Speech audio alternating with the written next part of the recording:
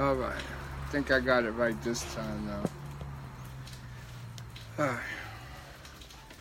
So we're going to get a little astral talking.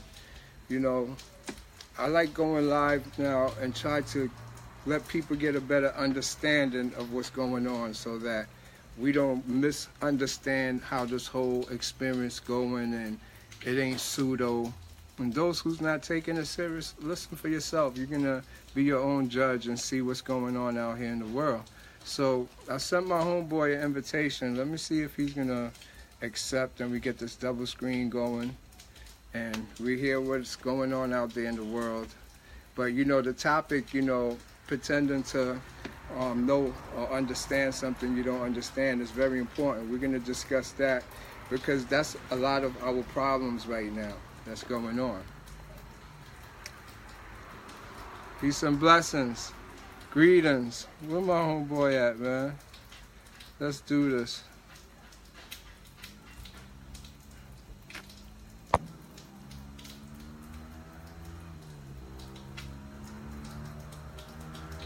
Okay.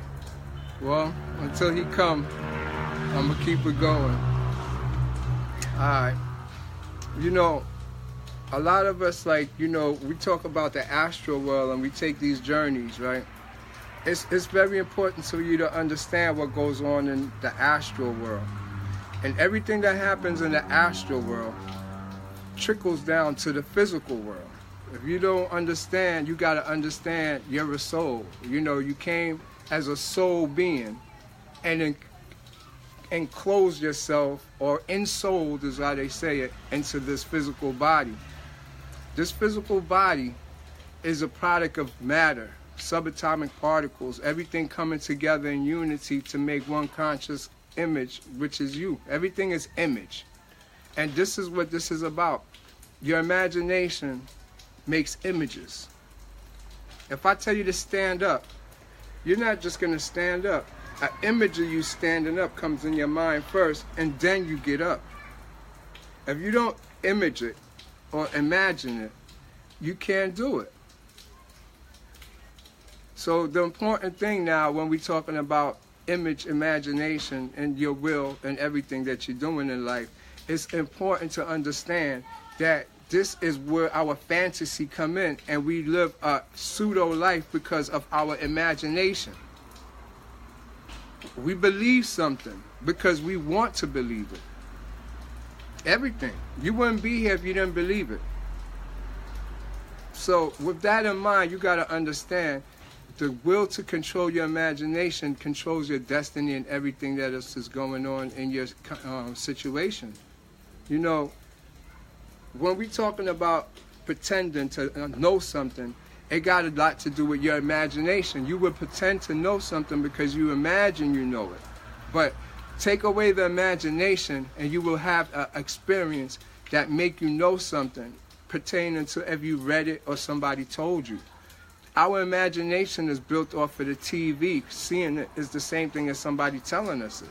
You know, so we don't get the whole thing. Okay, great. So now my friend is coming up. Approved. Now we're going to get into some talk. But, you know, we'll get back into this subject. Let me see if everything goes good now. You know, they're adding him. But everything has to do with the astral world, with this imagination and our reality. Because we could change our reality, but it first start with our will, our imagination. And that is our fantasy. Like I tell you, you can't walk without imagining you walking first. So you think everything in this world is an actual building of your imagination.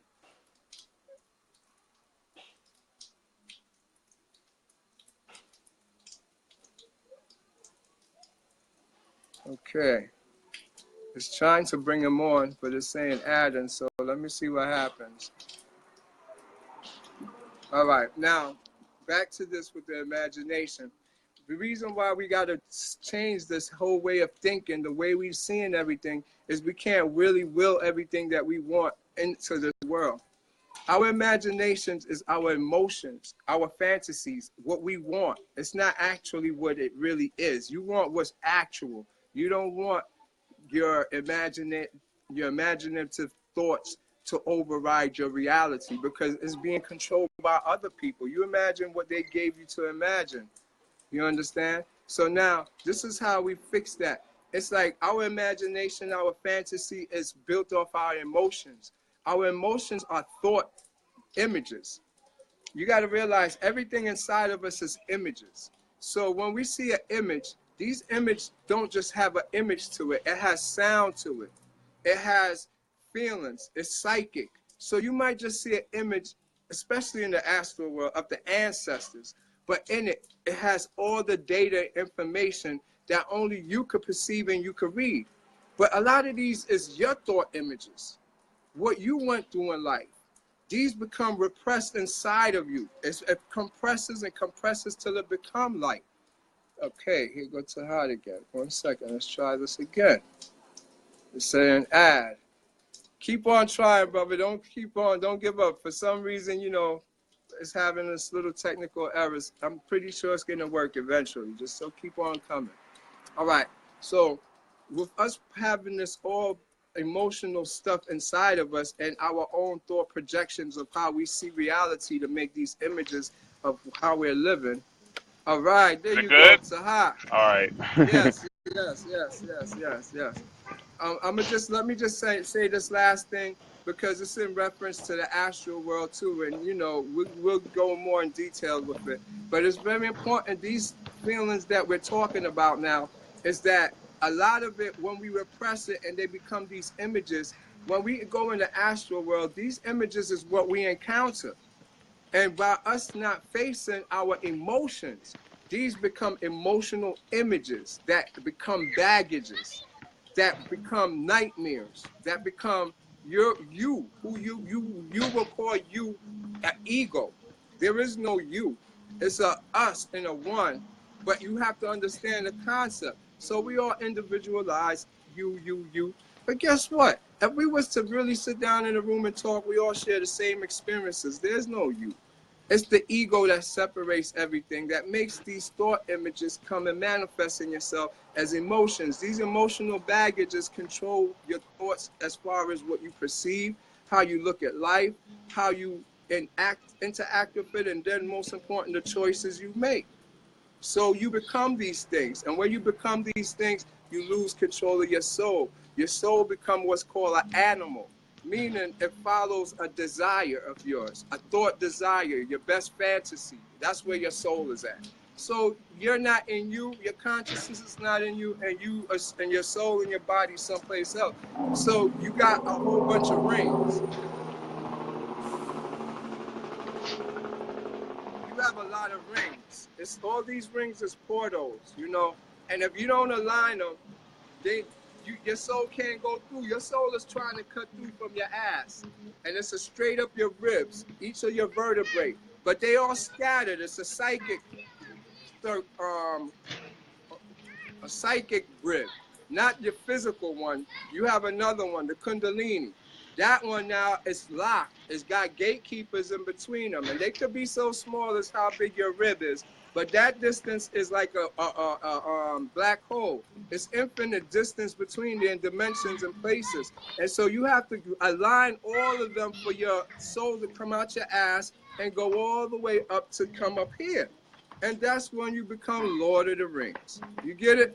So anyways, that's good enough for now. We're going to start this conversation. What's going on, Taha? Talk to me. Nothing much. Just out here enjoying the beautiful weather here in Sacramento. You know, All since right. I've been back from Hawaii, I haven't had a chance to actually sun gaze. So that's what I'm doing now. A little bit of sun gazing, Okay. soaking up the sun. Yeah. All right. So let me ask you, Taha. Yep. You astral project. Yep. Yes. Tell me, Currently, yeah, go ahead. how is it like? How is it like when you astral project? Um, it really feels like there's a complete separation that takes place. Um, Initially, when I first started out, I went through the typical vibrational stage with the void state where you don't feel your body anymore. You're just like floating there, followed by the sinking sensation, Whereas now it's become more natural. So I'm just simply floating out of my body or lifting out of my body or rolling out, or sometimes if I might even do a sit up. Like imagine a ton of bricks on your abs and you're trying to sit up. It's a very physical thing that I feel, and then I'm out of my body. And then once I'm out, it's the most liberating feeling ever. I feel totally liberated, just being outside of my physical shell. And then from there, as I've explained to you, I usually travel to other worlds. Sometimes I'll see stars in my room. They start pouring down through the ceiling. Then I'll lift out of my body and go towards the stars and end up in another place. So that's how it's been happening lately a lot is I All go right. through So these let me ask stars. you Yeah. something. When you say you see stars in your room and from the ceiling and everything, hmm what do you mean? I mean, elaborate on that. Well, basically, when I start to see the stars, I'm already in the astral. Otherwise, I wouldn't see that. I'm simply still, my astral body has not completely separated from the physical body. So then I'm looking, and all of a sudden, these stars are in motion. They're moving. They're falling down. It almost looks like sparkling raindrops that are just dropping in from the ceiling. Or like But from Star Trek, a scene where you go into yes, hyperspace from Star Trek. Right, right. yes. And it's almost honestly, I think it all started when it was about 2 months ago. I told you I was sun gazing, and I closed my eyes. When my eyes were closed, I felt like I was in space, traveling through the stars. And it's the same stars that I see in my room or outside when I make it outside and I will myself into the air and start flying towards the stars. It's the same thing when my eyes are closed. When I get in a deep state of meditation, it's almost like you're like on those space documentaries where they show the stars and everything is moving. It's exactly like that. That's what takes place Okay. prior to me leaving my So body. let, so what happens from when now the star comes? What's the next part that takes place? When it's the star is like a portal. This is what I understand now. So initially, when the stars would come, I would actually see a blue portal that would open up, and I would go through the blue portal. Now I don't see any blue portal or any red orbs, nothing like that. I just simply see the stars pouring down, and then I advance towards the stars, and then I'm just taken to another place. So it's almost like I'm Okay. being pulled in by the gravitational field of one of those stars. I'm locking onto it, and then poof, now I'm in another place with other beings.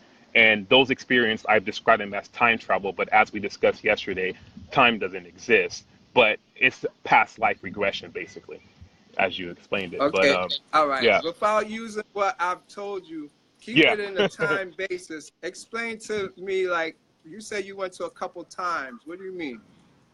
yeah. I went to India in the year 2110, and this is what one of my most memorable experiences because when I got there, there were a bunch of little Indian girls playing outside. So I walk up and I'm like, "Excuse me, what year are we in?" And they all shout out very harmoniously in unison, 2110, with smiles on their faces. Then I start walking and I encounter an Indian brother. I ask the same thing. I always ask several people what year it is just to be sure. Because if someone says, oh, we're in year 2005, and someone else says 2008, wait a minute, it could be my mind playing tricks on me. But if everyone corroborates what the first person says, then usually, it's certain that I'm in that precise time period. So when I encounter this Indian Okay. brother, yeah, go ahead. You have another question?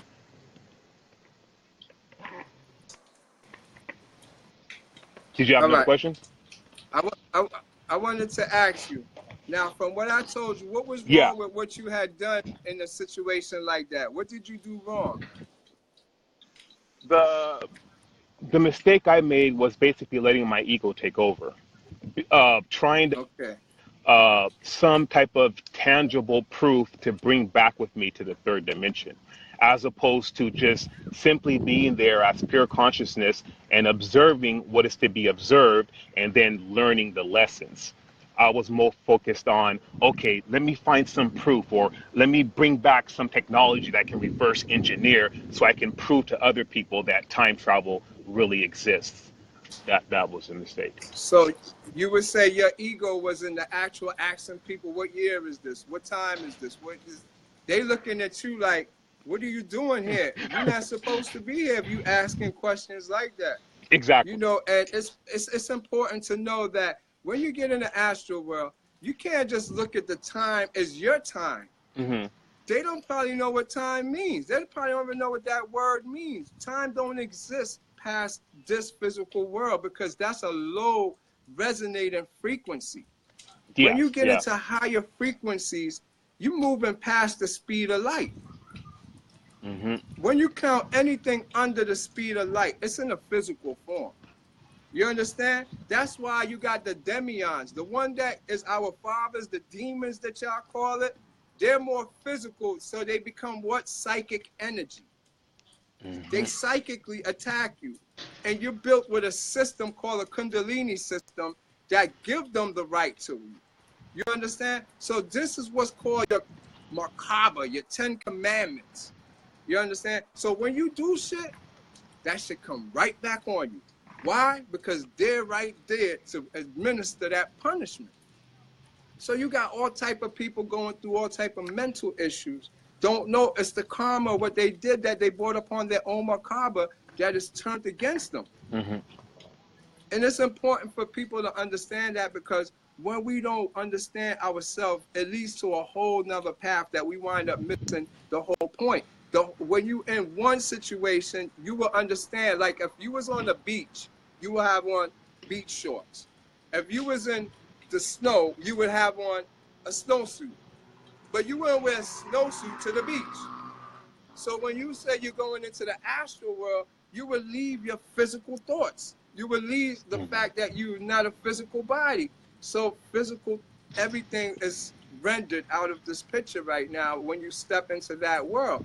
And a lot of us, like what we went through when I told you about like seeing your friends, family, these situations, what is those? What do I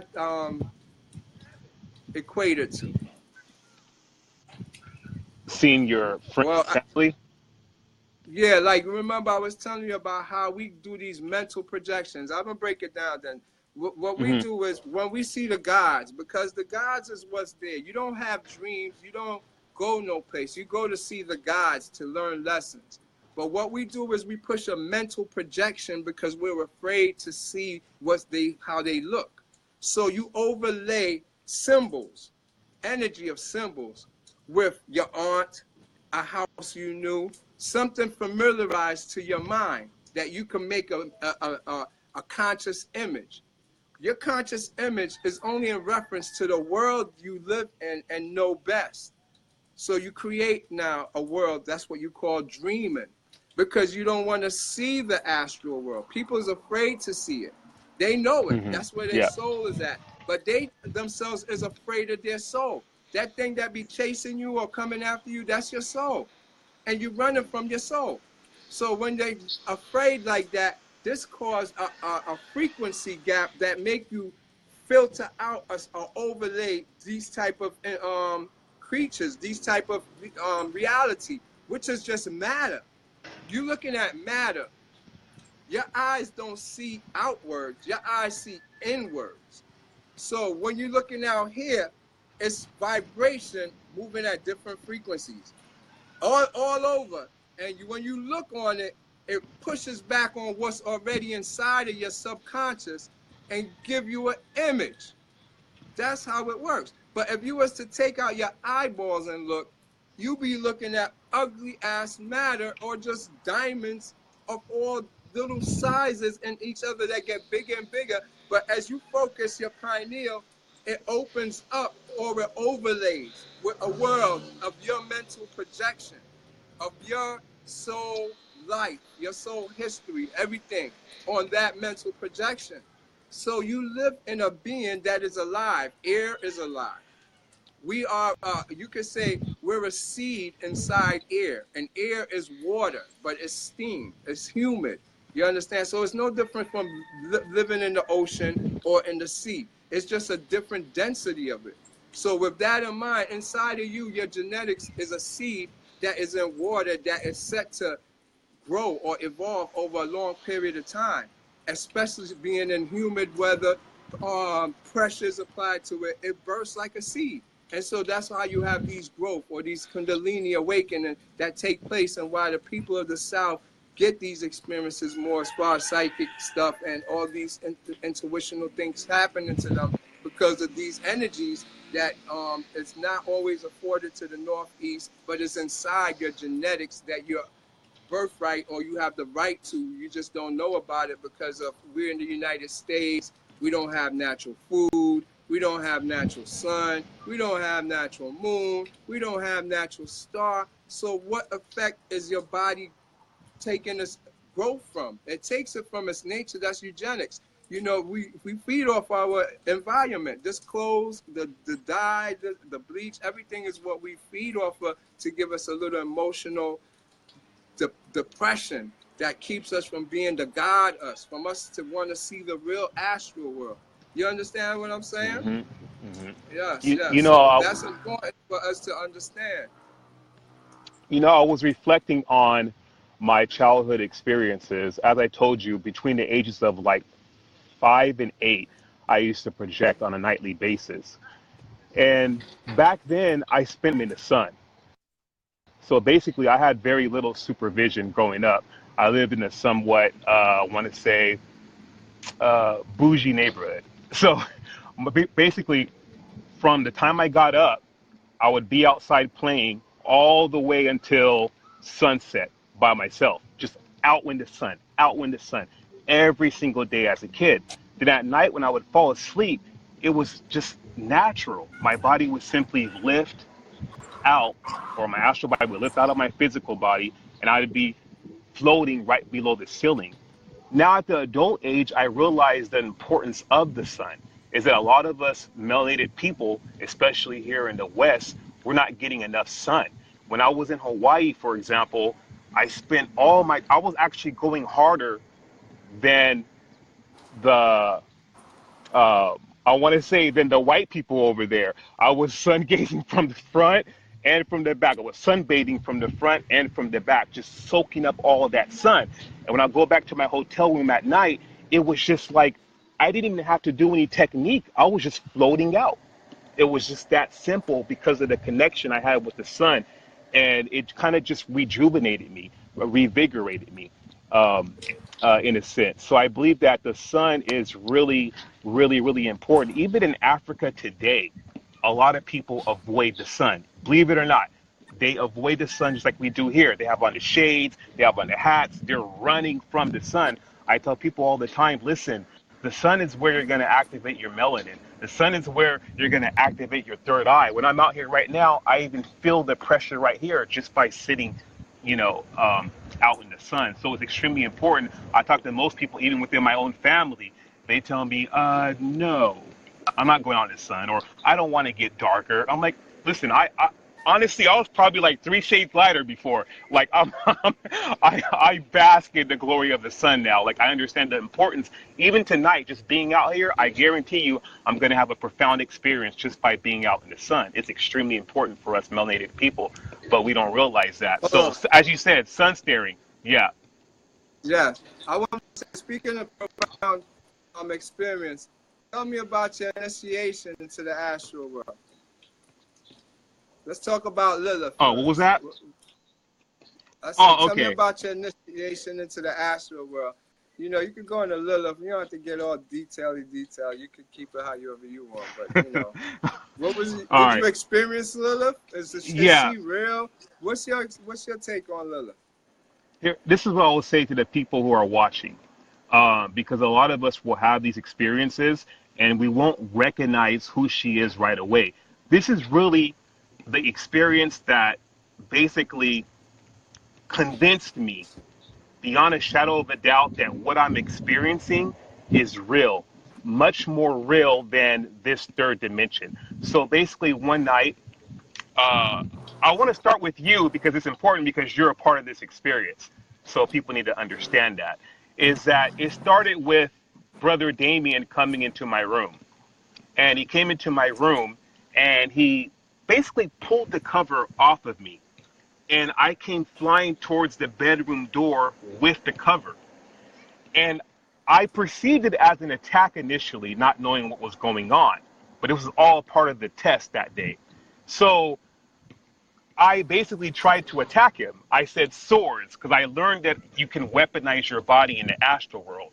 But the thing is that as I've learned, you're not really fighting against anyone but yourself up there. You're not there to fight. You're there to learn. No one is trying to attack you. So there's no need to weaponize your body. But that particular night, I said swords to turn my arms into swords because I believed that Brother Damien was actually there to harm me, but he wasn't. After that, I went back to my body, and then I floated across the bedroom into the bathroom and through the mirror. And this is where it gets interesting. After traveling through the mirror, I was going extremely slow. So I realized I wasn't going through a portal because when you go through a portal, you're traveling faster than the speed of light. You feel the pressure in your head, your face becomes tense, and you're traveling very, very fast. It's very physical. I was going slow. All of a sudden, I find myself in front of the mirror, and there's a glowing device to my left. Instinctively, I knew that I was to pick that device up, hold it up to my face in the mirror so I could see my face. So now I'm holding this device up to my face, and I'm looking at my face. And one thing that stands out is that I have this red curly hair. All of a sudden, I see someone behind me. I could see the front of their hair behind me in the mirror. I turn around slowly. I wasn't even afraid because this particular person, guess what?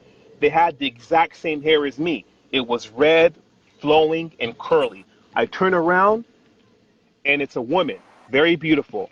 She pushes me onto the toilet, and then she rides me 3 times. Number 3 is very, very important because it was literally boom, boom, boom, and then she was done. I knew nothing about Lilith. I talked to Brother Damien, explained the experience to him, and he said, brother, you met Lilith. And I was like, who's Lilith? He's like, it's a part of the purification process. So purify you. That's basically your entrance now into the world, and now you're in a love relationship with Lilith. I went online and I looked up Lilith. I discovered that she was taken out of the Bible for whatever reason, but in Jewish tradition, they believe that she was Adam's first wife. And she was very independent. She didn't want to be named. She said, I choose to name myself. My name will be Lilith. And she was also the first redhead of mankind. This is where it hit me. It was almost like I literally dropped to my knees. The images I saw of her, it was the exact same woman in my bathroom with the red hair. Exactly. He is the gatekeeper to the underworld. You got it. That was his entrance. Exactly. Yeah, Dayan, you got it. Go ahead, continue, my brother. I Yeah. just read that. He's right. Go ahead.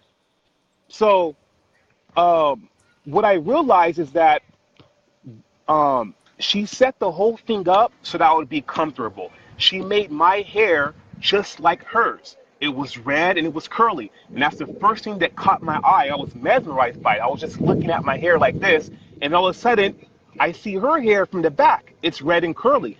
That's why I wasn't afraid to turn around. I was like, this has to be either someone from the same planet as me or someone close to me. So I turn around and then she smiles. And that very seductive smile she has like this. And she just pushed me down. Everything I read about her is spot on. She's domineering. She's always the one to take charge. She's the one who's doing the pushing. She's the one who's doing the writing. She's the one who's basically who's basically in control of the situation. So the description that the Jews give of her is spot on. It's very, very accurate. And Lilith, I understand now, is that she exists cross-culturally. Right? In Africa, it's Mami Wata. In India, it's Kali. It's different people, different representations of her, depending on where you are in this world. I experienced her as basically as such as described in Jewish tradition. Basically, as a white lady, very voluptuous, curvy, with their long red flowing hair. Go on Google, type in Lilith. That's what I saw in my bathroom, as opposed to, for example, the other version of her with the afro. It's still the same person, but that's how I experienced her. Great. Now, Yep. okay, now you just entered now the underworld. You starting off now. What was your first encounter after that? Just know you was now in my world now. Put it like that. My first encounter, you mean like with Well, another? your first gatekeeper. Oh, okay. My first gatekeeper, spider.